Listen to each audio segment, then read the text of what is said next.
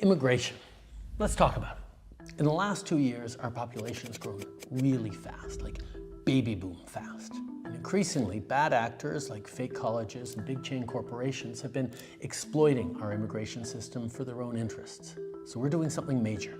We're reducing the numbers of immigrants that will come to Canada. Hello people, welcome to Choco Millionaire. It's been a long time. I miss you guys, so I hope you're doing fine.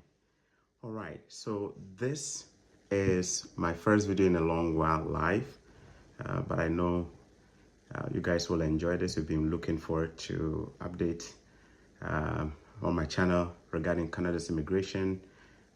I will be talking about one of the announcements that came in recent time.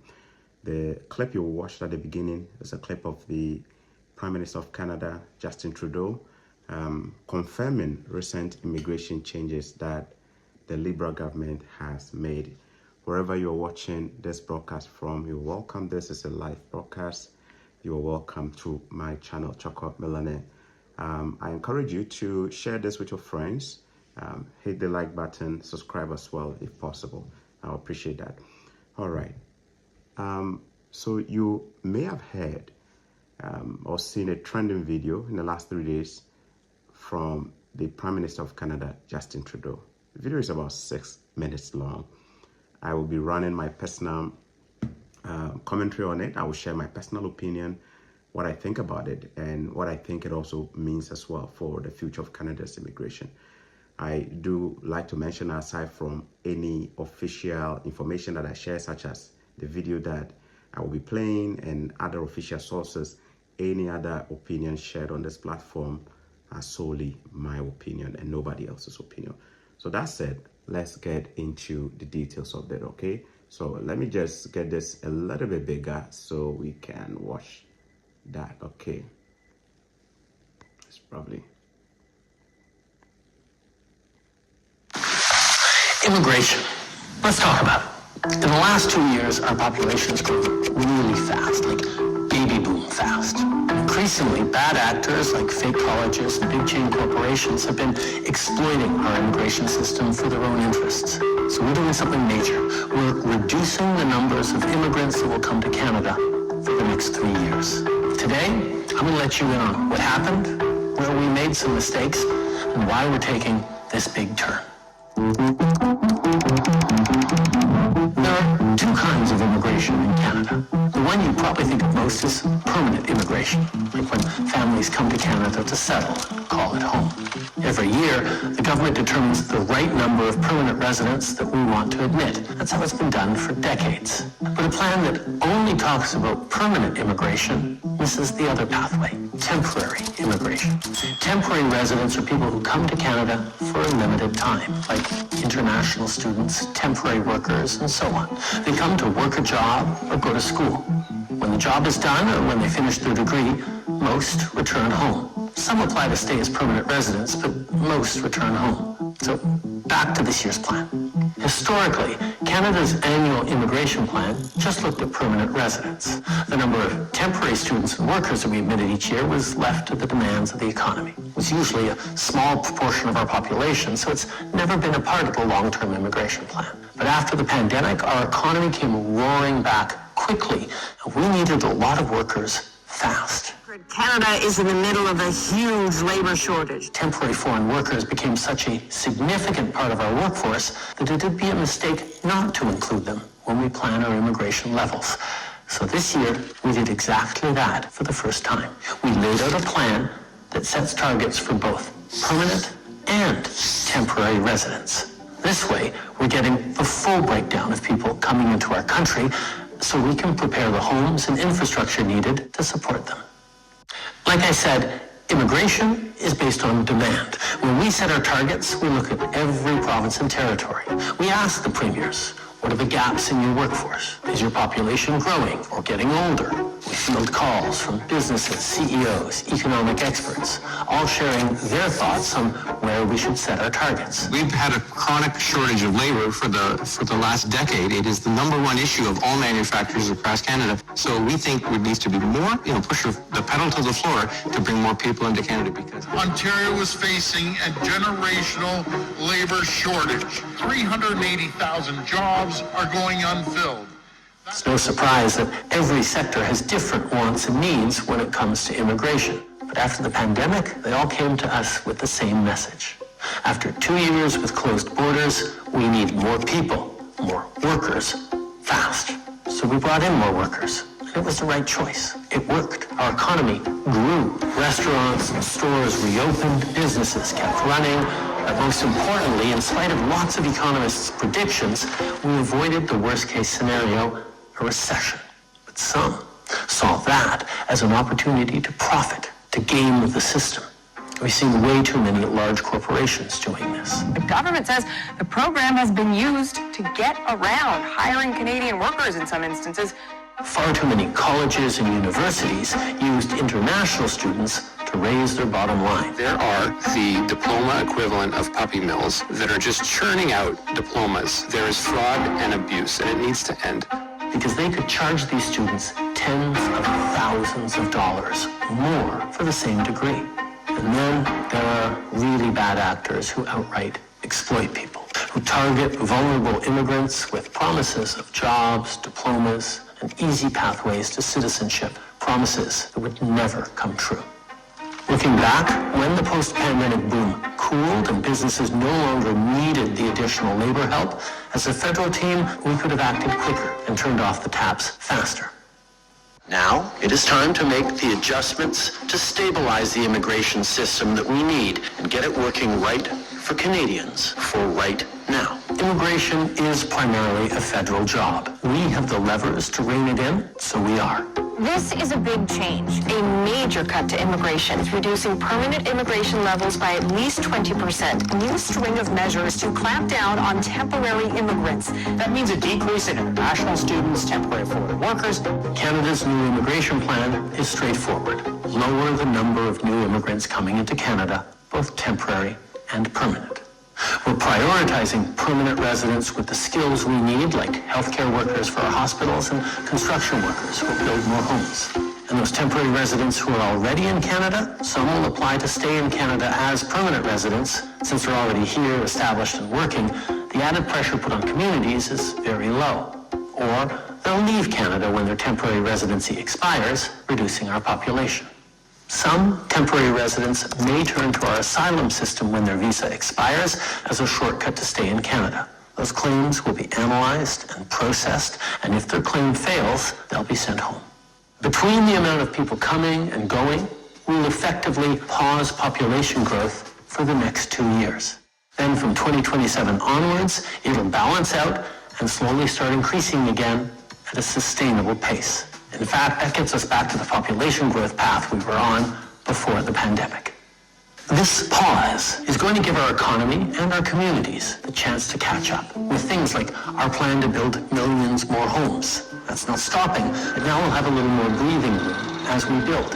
We'll see more corporations investing in Canadian workers and youth rather than relying on cheap foreign labor. Our cap on international students is already bringing rental prices down in big cities, and as we keep that cap in place, rents will keep coming down. We're making the system work for Canadians and for newcomers rather than for the big box stores, chain restaurants, immigration consultants, and sham colleges that exploit it.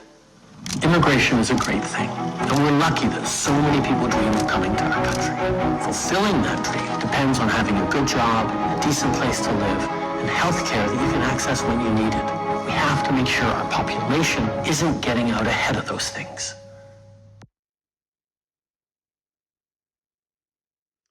All right.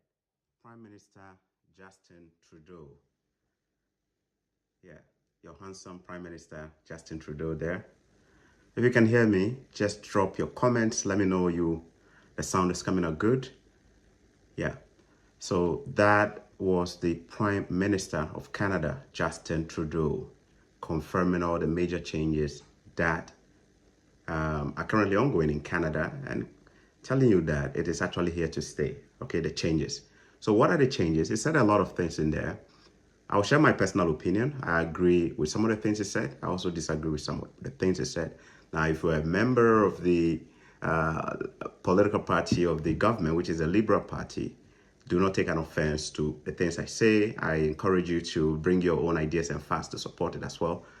I will do my very best to back up most of what I say, or what I say, with some facts, all right, or reports, just to make sure that we have a decent conversation. We live in interesting times where we are gagged. We can't even speak and critique things anymore. So I'm hoping that we'll take this analysis here in the spirit of a discourse, friendly discourse. You're welcome to disagree as well. All right.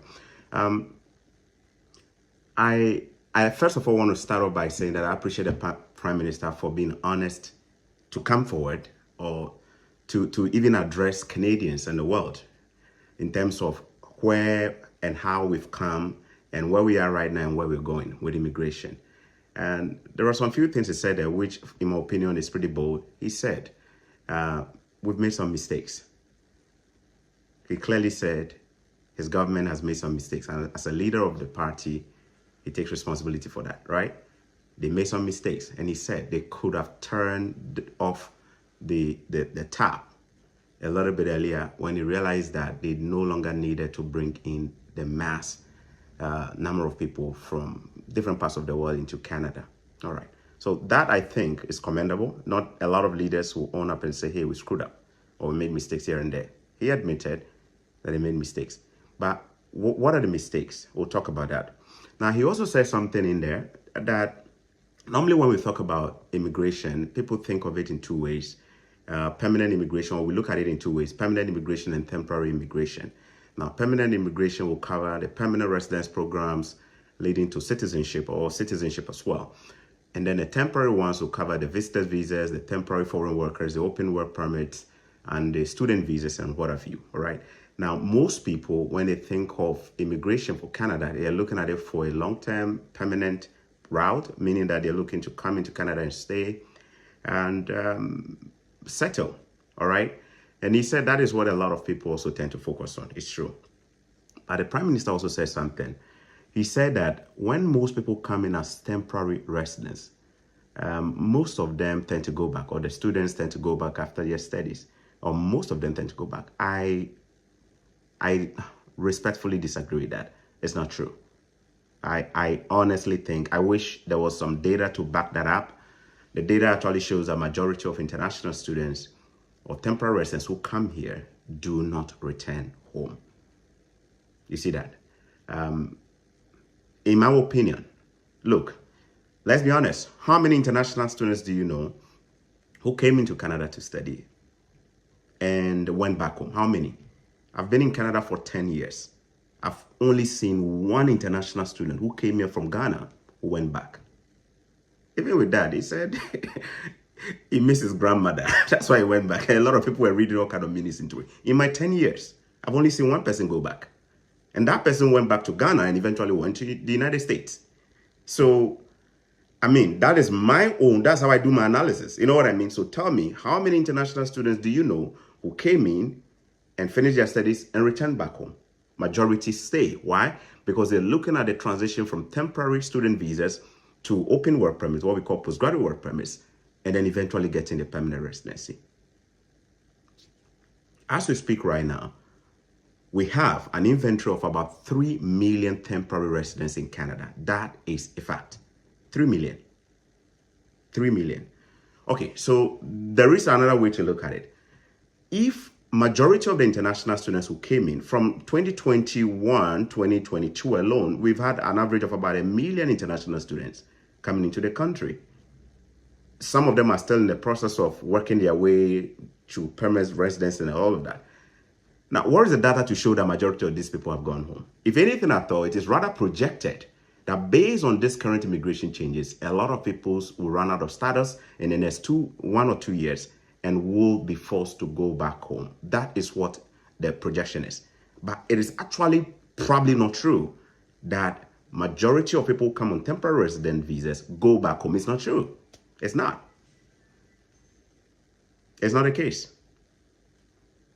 And we can look at different data to actually back this up. Okay, so some of the things that the Prime Minister also said, that we had to bring in foreign workers to support the economy, especially post-COVID, because the economy was down when we needed to get the economy back on. I used to believe that. In fact, if you watch my old videos, you'll notice that I actually advocated for people coming in, all of that. And that is because I actually believe that. In fact, the video you just watched of the Prime Minister, if you watch it with with no knowledge on Canada, is believable. The explanation is absolutely believable. But as a Canadian, I'm telling you, I don't believe none of that now. I used to believe that, but not anymore. When he said, or when his government said that there was a labor shortage, and there were clips here and there, played here and there to show that, was it really the case that there was labor shortage in Canada? Maybe in some industries. Maybe in the, agri sector, the seasonal job area there. But generally in Canada, we actually based on what I know now, we actually did not have a real, what I call real labor shortage. Well, the situation was that a lot of Canadians were complaining about the poor wages or poor conditions of service and so many other things. And they've been advocating for an improved condition of service. Canadians want better pay, right? Corporations said, no, we ain't going to give you. So what is the easiest way to get around that? Corporate Canada decides to lobby the government for the government to bring in foreign workers on cheap labor. Simple as that. That is a fact. It is what it is. There are a lot of Canadians who actually will tell you we do not have labor shortage in Canada. Canadians are the ones building this economy. But what the situation is that Canadian employees are being shortchanged. Salaries are not going up. Things have gone up. From the real estate boom that we had, everything had gone up in price. The values of real estate crazily gone up. Properties that used to cost what? $100 and something thousand, 2017, 2018, all of a sudden started tripling in value. Quadrupling in value. People can't afford rent. People couldn't afford rent. As we speak right now, a lot of people can't afford their rent. Yet, salaries are not going up. Cost of living up. Salaries are not matching up. Inflation up. So the reality is that Canadians were feeling the pinch. Canadians were feeling the pinch. Now, if the people down there who are supposed to be on the marginal tax, in the marginal tax bracket are feeling so much heat, then how much more the people up there who are making a little over $100,000? So check this out.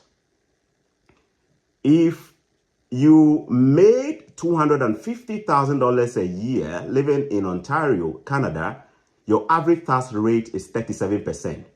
Your marginal tax rate is 53.53%. $94,844 is what will come off as tax. $250,000, you're paying almost $100,000 in taxes. So we are taxing people more. Canada has one of the highest tax programs in the world. You can talk about there's some of the Scandinavian countries like Norway and stuff, but Canada's tax is crazy. Our friends in the US will confirm that. There are times when I've had to go to the US myself and we bought, and I said, wow, it feels like we've been robbed here in Canada. Fuel is expensive. Consumer stuff, commodities are expensive, ridiculously expensive. We cross the border and we buy clothes for cheap. Canada here, we're paying way, way more for the same thing. So the Canadian economy is actually too expensive. People can't afford it. Salaries are not going up. So people are protesting the system, against the system. And what happened? As usual, politics and corporate government will always work together as elite. That's my opinion. So companies here, instead of improving the conditions of workers here, will turn around and bring in more foreign workers, cheap labor from Mexico, from name all these countries. They will come and do it for minimum wage. Canadians won't do because they can't afford to put food on the table.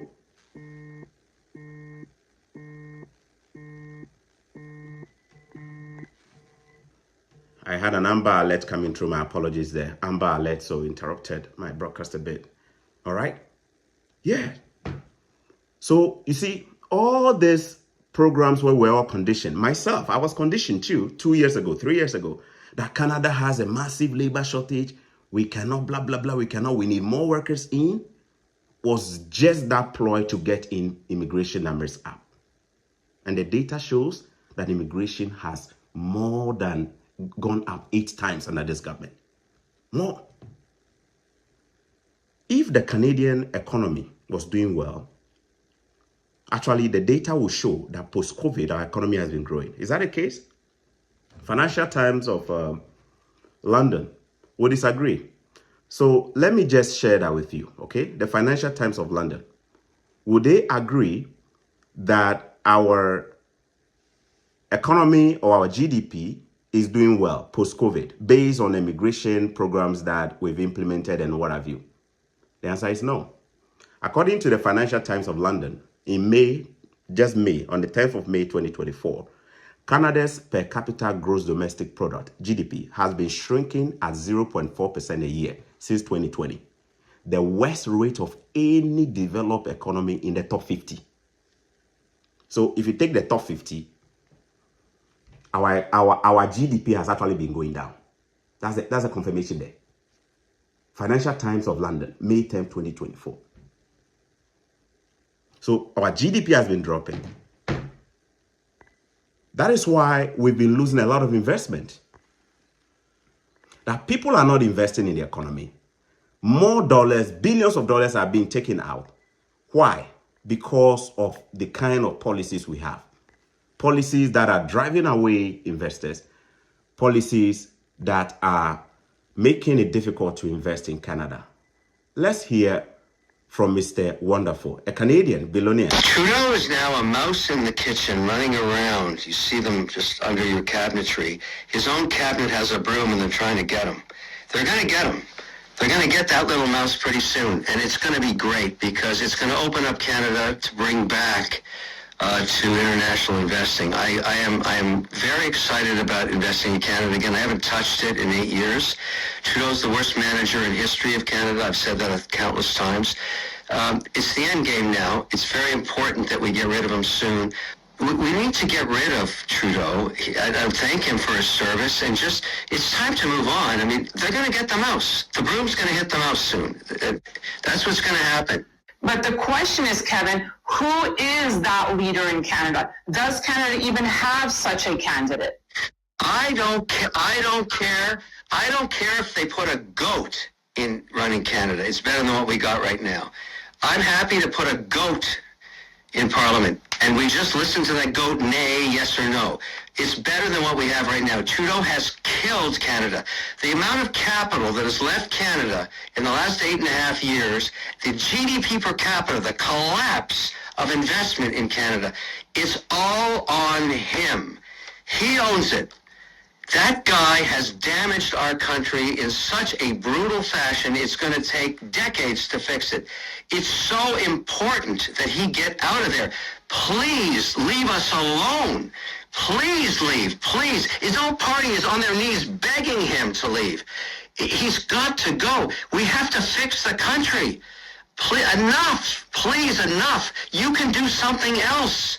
He's still got his passport. He can stay in Canada if he wants. I don't know what he's going to do. I don't care. He's just got to step aside. The damage, the abuse, the mismanagement, the incompetency. Please don't get me going. Kevin, you're right. I mean, as a fellow Canadian, that's all I really want for the country is respect for Canada and strength for the nation. I'm so ashamed of what he's done to us. I went with my wife to a wedding in Cairo just months ago. They wouldn't let us in with our Canadian passports. Wow, that's... I mean, Trudeau, what did you do to us? What did you do to us? The same thing in India, the same thing in China. Like, what did you do? You own this problem. You own it. It's you. It's you. You own it. You own it. I'm so pissed. I have a Canadian passport, the most coveted passport on earth. What did he do to us? I don't even know why they're pissed at us. I have to use my Irish passport to go to a wedding, and I'm so pissed. Well, thank you for that heartfelt plea, Kevin. I'm sure it resonates with many people watching right now. All right, so the man you heard right now is a Canadian billionaire who has most of his investment in other countries, including the United States. And you heard him say he's not been investing in Canada. Now, this was somebody who was a Liberal himself until 2004, was a Liberal, meaning he was a Liberal Party member until 2004 before changing, right? He's taking his investment out of the country. So the point I'm making here is that if the immigration reforms or increment from post-COVID, 2022, 2021, thereabout, yielded result, then our economy should be doing well. But the data shows that that is not the case. I just showed you. The data said that's not the case. Top 50, we are not doing well. We're not doing well. Screwing up people here, screwing up. And international students are also being screwed up. Cost of living for international students has also increased crazily. Tuition gone up crazily. Now, I've lived in Canada enough to see the trend of school fees or tuition here in Canada. International students used to pay around what? In Ontario, some of the most expensive colleges, around 14,000, 15,000 within the last 2-3 years. Now, as we're speaking, it's about 20,000 or a little over 20,000 for college, not even university. Universities are probably close to $30,000 right now, the average in Canada, right? So everybody's getting squeezed. Everybody is getting squeezed. Canadians can't own home anymore because they can't afford it. Houses that should be costing, what, $200,000 if you go to Buffalo, these same houses here in Canada will cost you close to $1 million or a little over $1 million. So how has the economy improved? How has the economy improved? By bringing in the numbers. It's not. If anything at all, we can look at the fact that he said most people come into Canada temporarily and then they go back and blah, blah, blah. And then we look at it, we compare that with the population growth. The population growth in Canada, is it matching what we're talking about? The answer is no. If anything at all, population growth has gone up so much that it confirms that the immigration numbers we are bringing in is actually what is causing that. So let's take a look at a confirmation of that here, all right? Let's see the link. I am saying that immigration has driven out the population. People who are coming in are not going back. Majority are not going back, they are staying. So it is therefore not true when we tell people that, I doubt it, it's highly doubtable when we tell people that majority of the people coming in are going back. It's not. We can look at each policy, right? Let's take a listen to this. The country's population has hit 40 million. Stats Canada confirms the increase, which is a major milestone for the nation. The 40 million mark is being attributed to a wave of new immigrants as part of Ottawa's pledge to bring in 500,000 people a year by 2025. Canada's population passed 30 million over 25 years ago. It could reach 50 million in 2 decades if current immigration levels stay the same.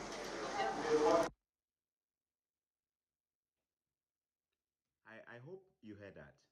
Canada's population has increased.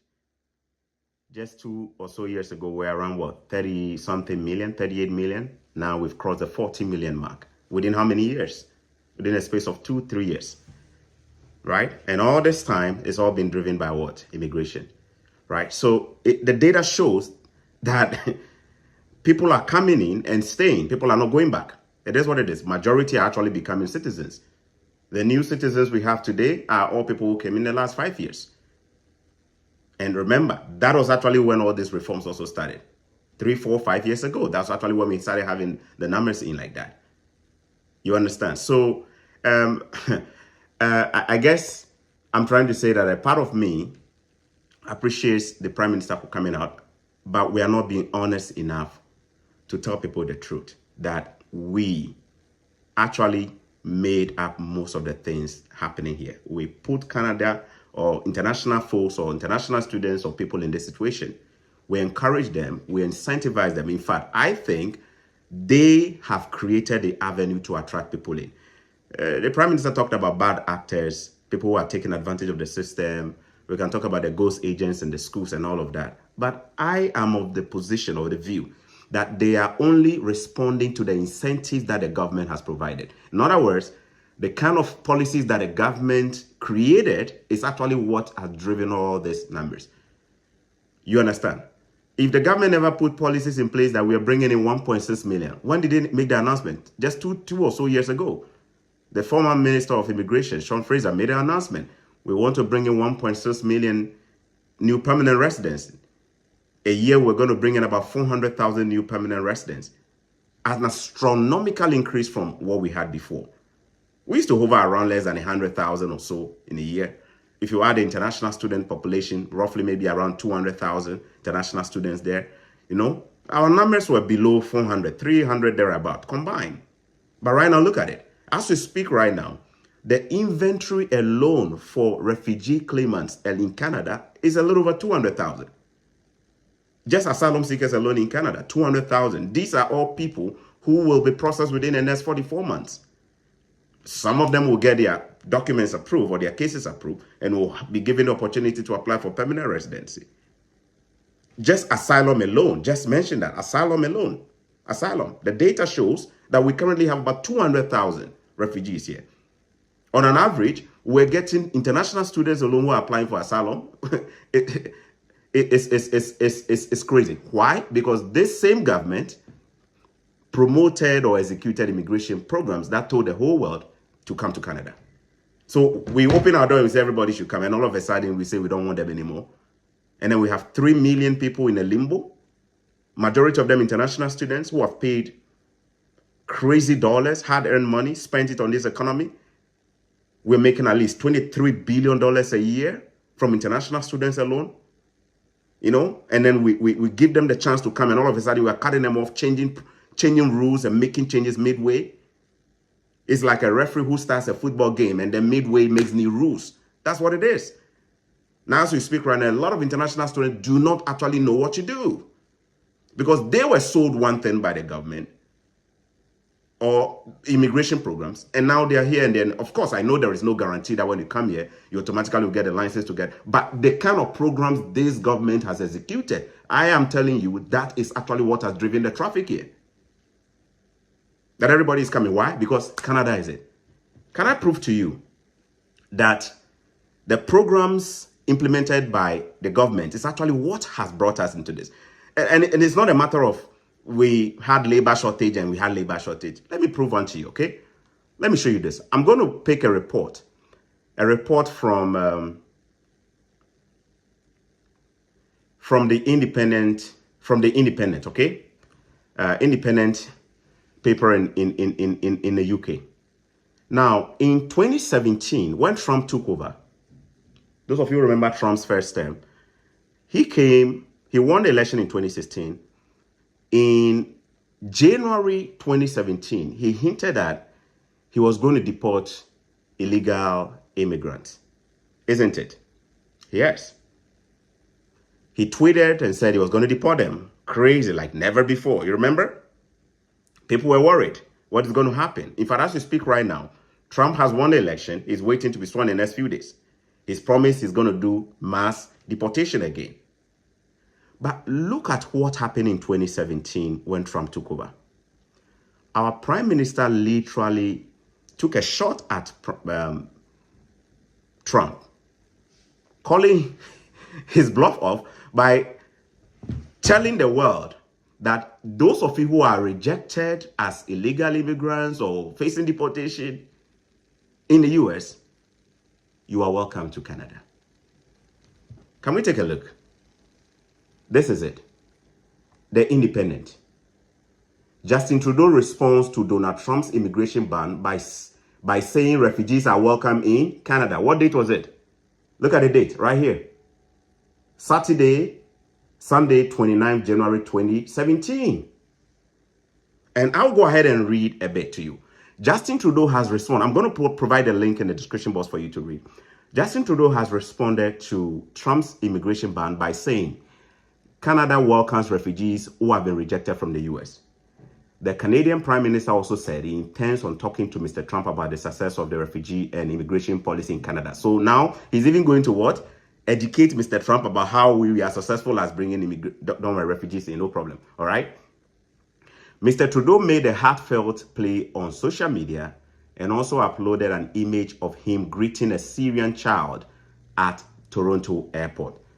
And here is a direct quote. So I want to make sure you guys are saying a direct quote from Mr. Trudeau. To those fleeing persecution, terror, and war, Canadians will welcome you regardless of your faith. Diversity is our strength. Welcome to Canada, he tweeted.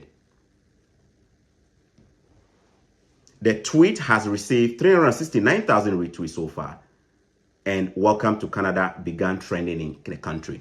Guess what happened after this? That same year, 2017, when this announcement was made, illegal immigrants in the US, who heard this, started figuring out how to enter Canada. Now, there is this safe third country agreement between Canada and the US, which basically puts a responsibility on any asylum seeker to seek asylum in the first country, which is safe, that they enter. So if you are in the US and you want to come to Canada to seek asylum, you ought to have sought the asylum in the US. Your case should have started from there. But there was a loophole.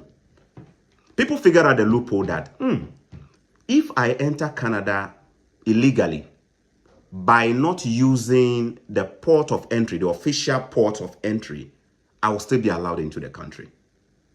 So they started using unapproved illegal or unauthorized paths to enter Canada. Quebec was a major hit. Manitoba, major hit. Places in Quebec, people were just pouring in numbers. Rossum Road, one of the places. Rossum Road. You heard about Rossum Road, where people would just get in a bus, get dropped by the border there, and then they walk with their luggage, and then they enter. People were coming. Quebec, heavily hit. Quebec alone was receiving several thousands of illegal migrants crossing from the US. Why?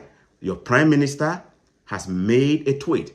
You are welcome here. If you are being deported, welcome here. So who drove all this increase? I just gave you the proof of that. Because our own prime minister said illegal immigrants facing deportation in other countries should come to Canada.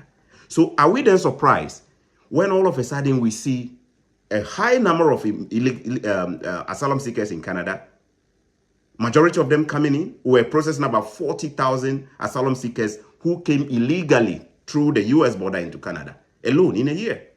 Quebec, crazy, from 2016, 2017, 2018. Even as we speak right now, people are still illegally entering Canada. We've been receiving a lot of illegal immigrants from the United States, all because of policies in place. And our border is not even equipped for the second coming of Trump. The Canadian border is not even ready for the second coming of Trump, because this second coming of Trump is real. He will enforce it. Do you know why? He has a new border czar in place. The new border chief, Tom Homan, a former police officer, a lot of experience, tough guy. Check him out, Tom Homan. They're going to deport him. They're going to deport a lot of illegal immigrants. And guess what will happen? A lot of people will not wait to be rounded up. They will look for a way to live. Where do you think they will go to? Will they go to Mexico? Where do you think they will go to? Mexico or Canada?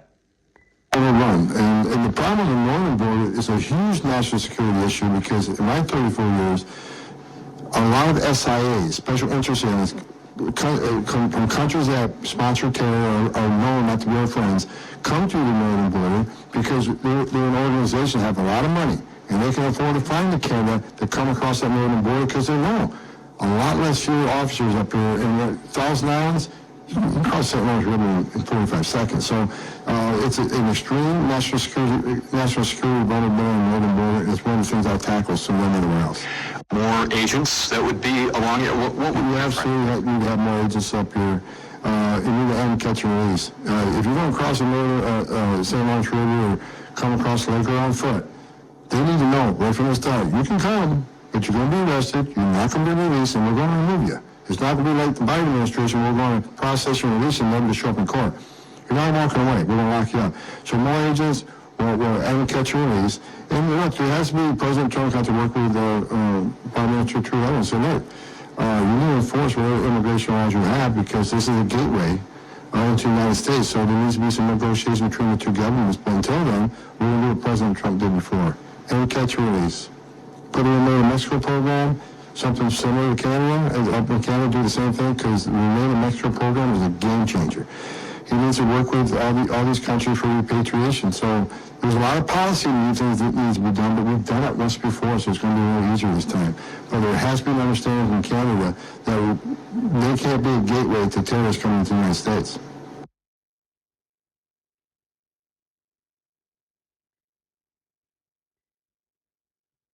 Our border is already not well equipped. Experts have said that we need thousands of border officers or agents to help deal with the numbers. We are not currently even equipped for it. Trump is coming. What do you think will happen? Most of the illegal immigrants in the US, fearing deportation, will start looking for ways to enter Canada. Why? Because they know there is a government here that probably will let them in, isn't it? So it is the government's policy that has brought us where we are. All this limbo, where people don't know, international students don't know what to expect. Permanent residents, potential or eligible candidates for permanent residence don't know what to expect because there is no certainty, there is no consistency. We don't even know what people should expect. Why? Because they mess it up all. They mess it up all. And I've said in my last few videos that for some reason, liberal governments tend to always rank up immigration. Don't just look at Canada, look at the UK, look at Germany, look at France, look at the United States, look at the data. You'll notice that anytime the liberal governments are there or liberal political parties are in power, immigration just get out of control. Why? Because they tend to want to benefit from the numbers. That if we can expedite and grant amnesty, that is why in the US, the Democrats were so much against any policy to stop the open border policy. They won't support it. They voted against it. They voted against it. They won. Any bipartisan border policy or bill that did not include an amnesty, they will reject it. What is amnesty? Let people come in illegally, grant them the papers. Let people come in illegally, grant them the papers. Give them the green card. Make their transition from asylum seeker or refugee status, asylum seekers, to citizenship faster than even those who came in legally. So those who got their visas to enter the US, the J1, the H1Bs, how many of them have gotten their papers? Go to the US, go look at the data right now. Tens of thousands of H1B holders or J1 visa holders do not have a clear path to getting their papers. Yet we encourage an open border policy, allowing illegal people to just come into the country, rather grant an amnesty to them, put them in hotels, give them money, feed them on top, give them work permit. Then what are we telling people? And international students who come in and pay their school fees, we're just giving them the fingers. People who came in the legal way are just being made. Sometimes people just tend to... I've talked to people and people say, I regretted even coming here legally. It looks like coming here illegally is the proper way. Why? Because the incentives are just crazy. The incentives are just crazy. Look at the number of asylum seekers alone among the international students. Look at the data. Look at the data here. Hopefully this is clear enough. Look at the data. Look at the data. From 2018, the number of international students seeking asylum was about 1,800. 2019, 3,235 international students came in and sought asylum. In 2020, COVID time, 2,500 international students sought asylum. Then from 2023, it went to 11,975. 2024, 13,660. As we speak right now, that number is around the 14,000 mark. International students. So what at all is driving the numbers here?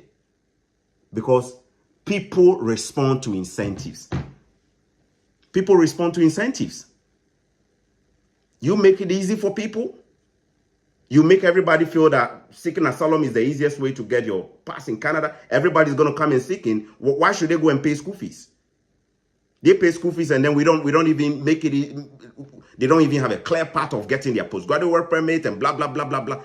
When their friends come in and they seek asylum and then they get their papers, right from day one, they are being given money. Right from day two, they are being given hotels. And then, look, think about it. Put yourself in the shoes of these international students. Put yourself in the shoes of these visitor visa holders or these illegal immigrants who are coming in. If you are giving them all these perks, why won't they come? And look at the United States, the same thing. In the US, they will even give you credit cards and load it with money. Some of them are getting all kinds of incentives to even become homeowners at some point. They haven't even gotten their papers. We are not saying it is wrong to take care of people, but when you leave the people who have status in the country and you leave them and you make them stranded, it backfires. People will revolt. The citizens are watching, they will revolt. Because they are working so hard and being taxed crazily. Salaries are not going up. Cost of living is up. International students are coming in, paying the school fees. School fees is up. Schools are not giving them even mercy to even make payment plans and stuff like that. Some of them are being kicked out of their programs. And these are people who have packed up thousands of dollars at ridiculous exchange rate. Go look at the exchange rate of some of these countries. A year ago, $10,000 in my country is no longer $10,000 today. It's probably worth half or even a third. I've seen Nigerians who were exchanging one Canadian dollar for about what? 500, 600 about a year and a half ago. Now that same Canadian dollar is going for almost 3 times. So this is the stress people have to go through to get themselves here legally. And then what do? We screw them up. Keep changing the rules midway. Keep making all kinds of decisions midway. And these people are now, as we speak, 3 million temporary residents in the system. Over 1 million international students in the system, no clear path. They did the right thing, they're being punished. Rules are being changed midway. A referee who started a game, midway started making new rules. They have the power to make the rules, isn't it? But this will backfire. Watch the US. Didn't I predict what will happen in the US? I predicted it, right? If you've been following my channel for a while, you know I predict things quite, and I guess some of them pretty correct.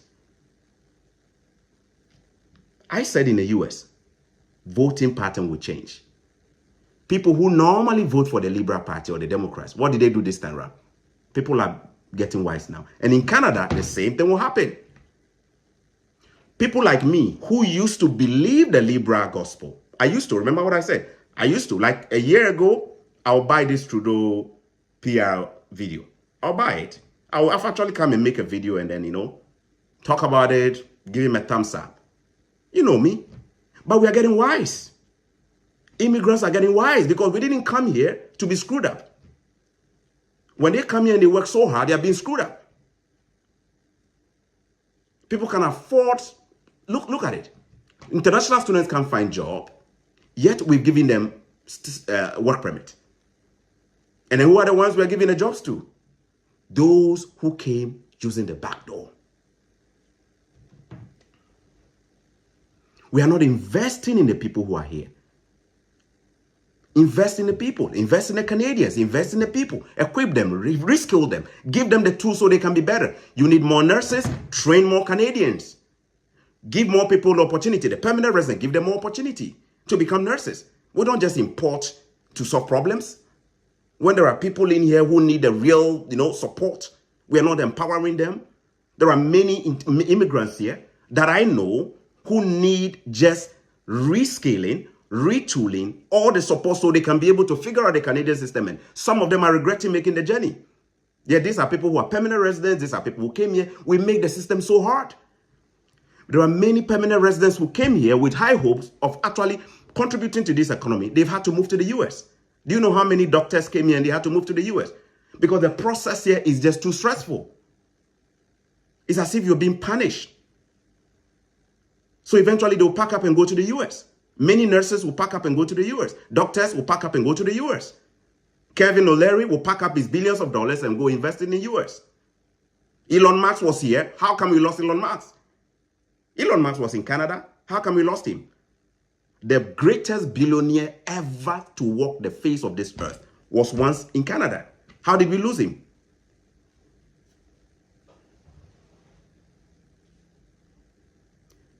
I am making an analysis passionately, but I'm giving you the fact. I used to believe all this Libra stuff. And I've come to realize they only care about their votes and their power. They've been in power for the last almost 10 years. And the data shows that things are getting worse and worse. Canadians are losing their freedoms by the day. Canadians are losing their freedoms economically by the day. Jobs are gone. Companies are wiping off jobs, shipping them to different countries, shipping them to Colombia, right? Shipping them to Colombia. I call my customer service looking for assistance here as a Canadian, and the person talking to me is based in Colombia. The person talking to me is providing me, a Canadian here, customer service is based in Philippines. Why? Companies will rather pay $1 or $2 per hour to somebody in Philippines to do the jobs that Canadians should do. And it is the job of governments to protect jobs for their local people, jobs for permanent residents. We are not protecting. You're seeing companies here, they've outsourced all the job. Why? Because politicians will always give them the resources to outsource the jobs. These are some of the things that made Trump popular, because he said he's going to bring the jobs back. So why can't we bring Canadian jobs back? Why can't we bring those jobs that used to make Canada back? And we're screwing people, taxing them on top, changing immigration policies midway. Let's listen to the opposition leader and what he thinks about how we got here and what will happen next. Let's listen.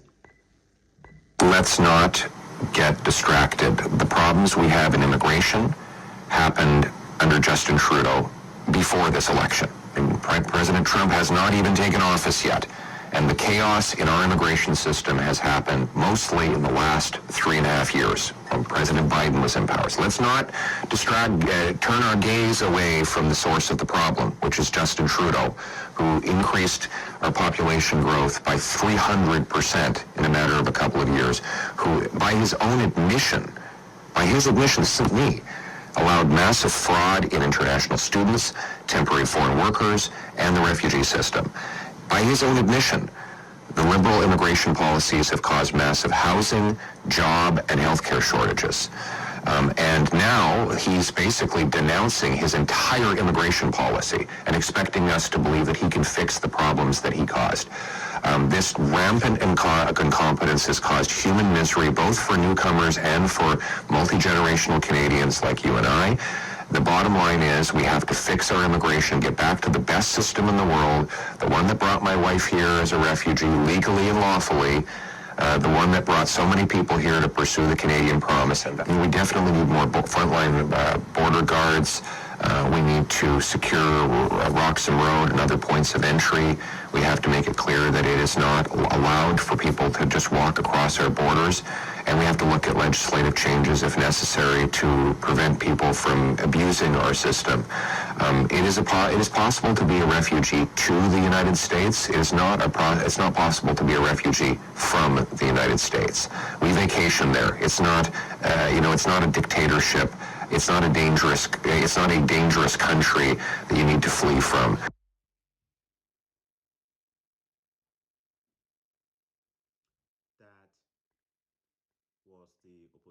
That is the opposition leader of Canada, Pierre Poilievre, talking about how our immigration policies in the last few years has brought us to this point.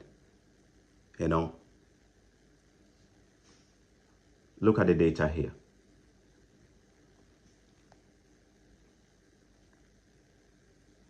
Hopefully I can get this a little bit clearer here for you. My apologies there, okay? Trying to put this on the screen. Okay, looks like I'm not able to do that. So let me just look at the data here. Those of you who understand a little bit of math, look at the data here.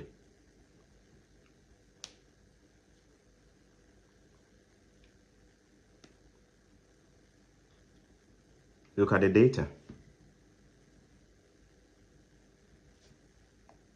That data you're looking at here is the data of international students enrollment. Look at the numbers from 2017.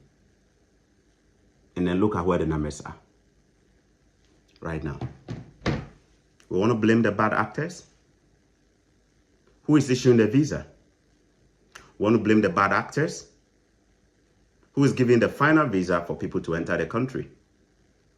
In fact, report coming out suggests that we potentially could have about 10,000 admission letters that are fake, even after we've introduced all this provincial attestation letter system and what have you. We still have about 10,000 potential admission letters that are fake coming in. Who is approving the visas? Immigration of Canada. Are they well equipped to detect fraud? Maybe they could use some more resources. Is the border well equipped to deal with the illegal numbers coming into the country? No. You heard Tom Homan saying that our border is not well equipped for it. We probably need about 3,000 more agents at the border. Will we spend money actually improving those? We would. Why? Because liberal political parties just believe in open border policies. Simple as that. Don't take my word for it. Go look at the UK. When the liberal parties are in power, what happens? Go look at France. When liberal parties are in power, what happens? Go look at the United States.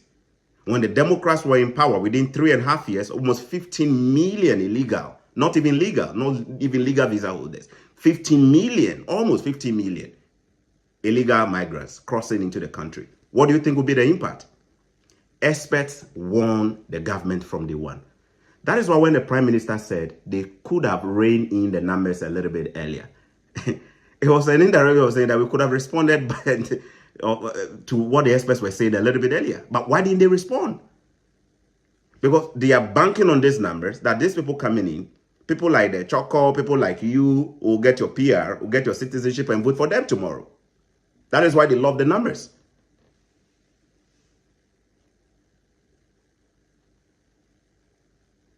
That's why they love the numbers. That's why they love the numbers. That's why they love the refugees coming in. It got to a point we're not even making it mandatory for police screening of blah, blah, blah, blah people to come in. It was just recently that, when a terrorist or an alleged terrorist came into the country and then they were questioning the screening process. How did this person get into the country? How? What kind of background check was that? That we started seeing immigration, react. People are coming in just like that. Now, have I even talked about visitor visa holders? So it used to be so difficult to get a Canadian visitor's visa, especially if you are not from Europe, or you are not from a country that has a visa agreement program with Canada.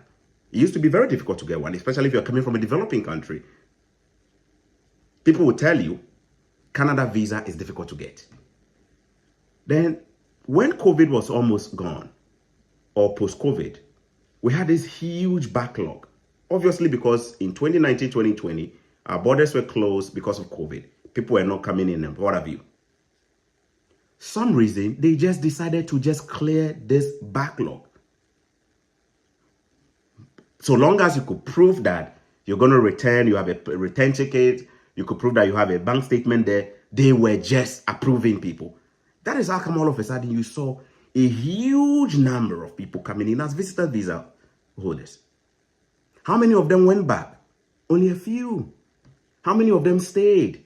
Some are here now on asylum. Visitor visas are now converting themselves into asylum seekers. Why? Because the incentive to enter Canada was coming from programs we had in place. Programs like what?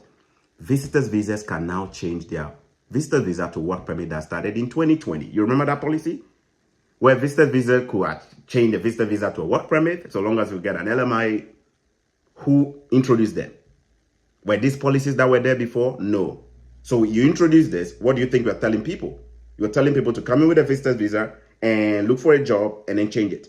And then when these people come and then they change their status from a visitor visa to a work permit, they can find job because now the jobs are not there the way they used to be because we have a lot more people chasing jobs. Majority of them come as well realize, oh, changing to go to school is too expensive or it's a bit difficult. Okay, they're making it a bit difficult. Okay, if you seek asylum, you're getting your papers. Or, sorry, I shouldn't say you're getting your papers. If you seek asylum, they begin giving you all the, That is why you are seeing a lot of people, visitor visa, taking advantage. Do you know how many international visitor visa holders are in the country right now? A lot. A lot. Several thousands in the country. Would they go back?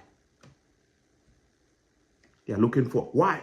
Because there is a government in place that is pro-immigration and want the numbers in like that. So people know. They know how to respond to it. They know how to respond to it. Do you see that? When a government's policy tells people to come in, that's what I remember what I said. In 2017, when Trump said, we're going to deport the illegals, our own prime minister here said, they are welcome to Canada. So are you surprised that we are overrun by numbers now? Are you surprised that the numbers are overwhelming?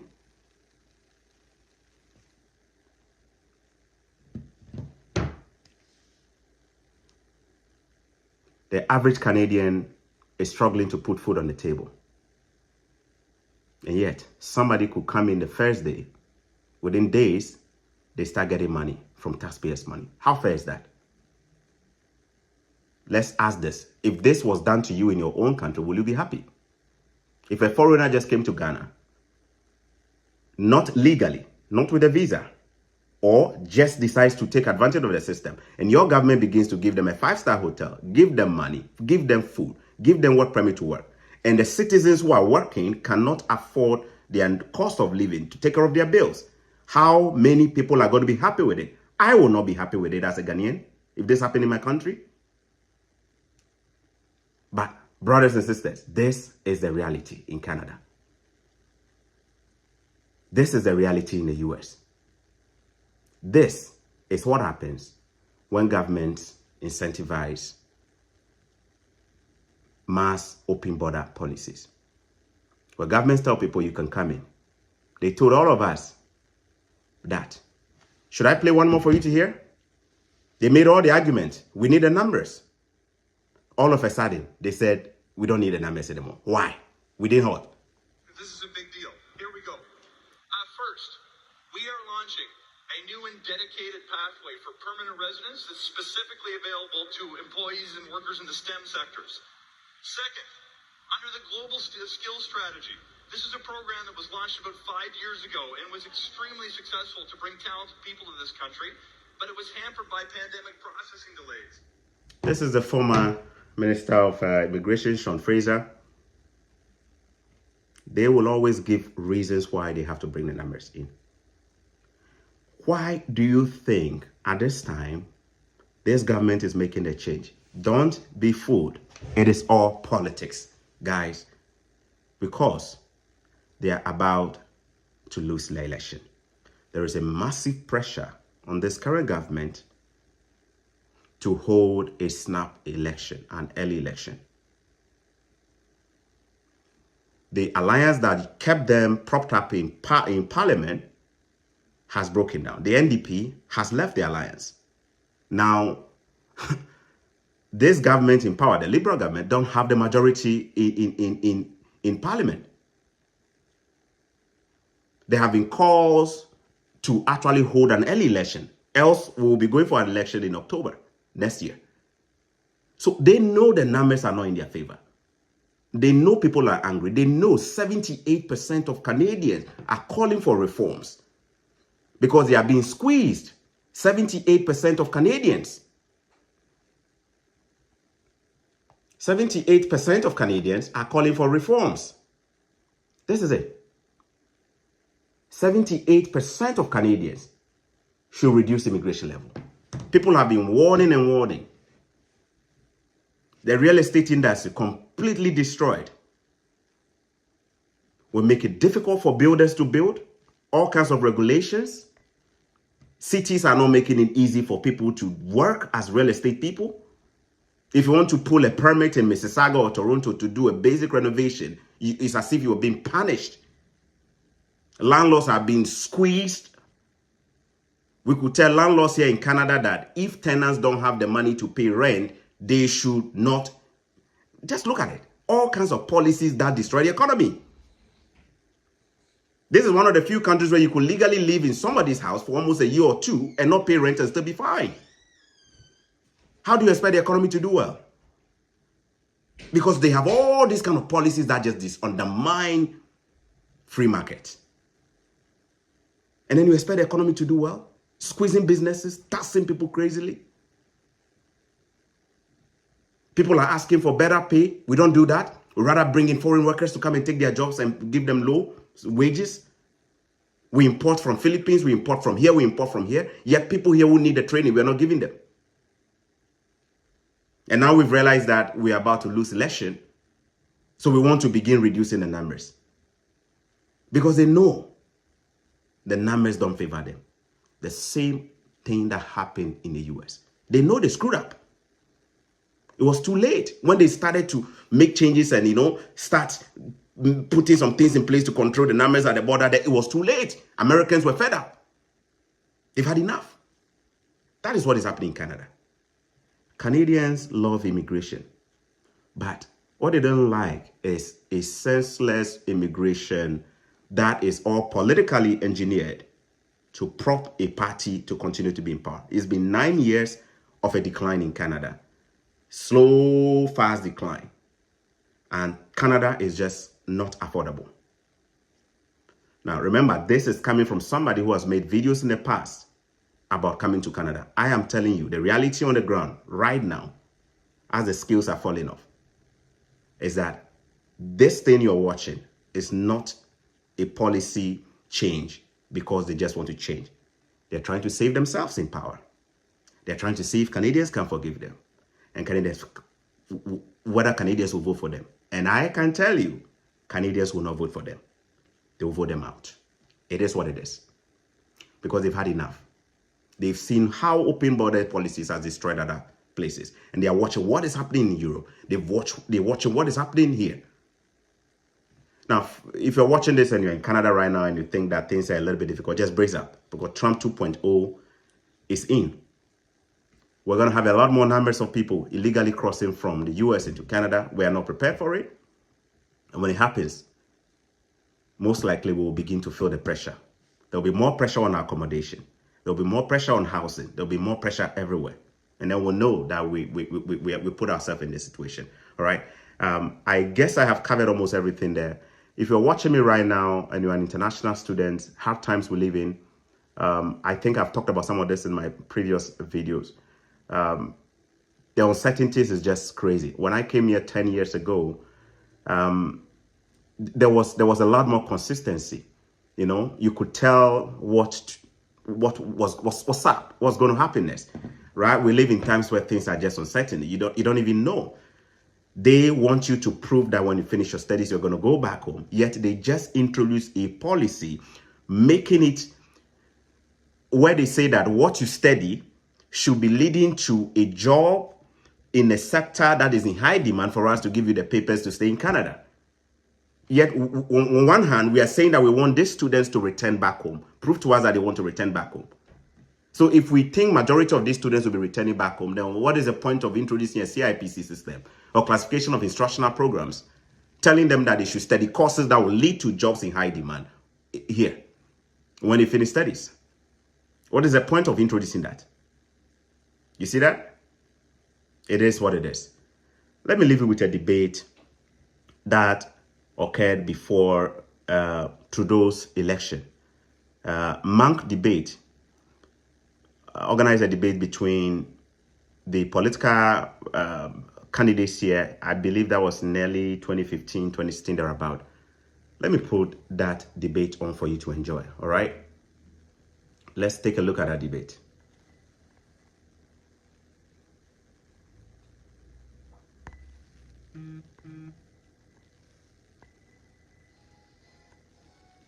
on the issue of refugees, this remains one of the largest countries in the world in terms of refugee resettlement, including from That's Syria and not Iraq. true, Mr. Hurd. I have said we will bring in more, but what I have said we will not do. These guys would have had in the last 2 weeks us throwing open our borders and literally hundreds of thousands of people coming without any kind of security check or documentation. That's Some other not true, countries have Mr. done. Harper. That would have been an enormous mistake. We're following a balanced approach. We're bringing more refugees. All the time. Fears of others, fears of different communities. We have a prime minister who prefers to pander to fears. Let's go to Mr. Mulcahy.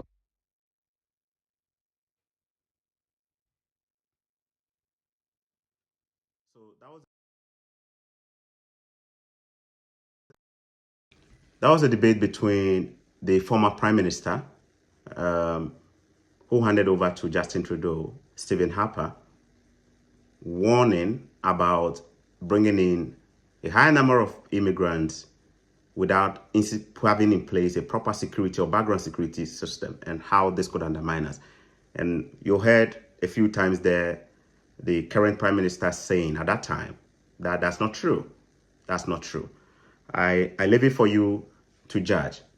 Based on what is happening today, how questions have been asked about our security vulnerability in our immigration system, where people could just come in, and do you see that playing out? See what is happening today? A lot of not the right people crossing borders and coming in and causing a lot of chaos here. And you wonder whether this is a country that, inspired a lot of people to want to come here and then live a Canadian dream. Is a Canadian dream even still there? Is it what it is? I leave it for you to put your answers there in the comment section. All right. Let me know what you think. Let me know what you think. All right. Let me share this with you. Okay. Let me just share this data with you.